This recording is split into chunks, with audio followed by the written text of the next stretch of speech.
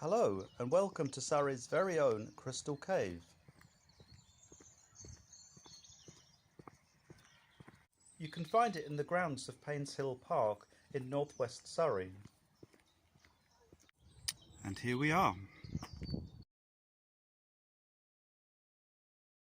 It was built by the owner Charles Hamilton between 1765 and 70 and contains over 10,000 crystals. Although it fell into disrepair after the Second World War, it was restored from the 1980s onwards, finally finished in 2013.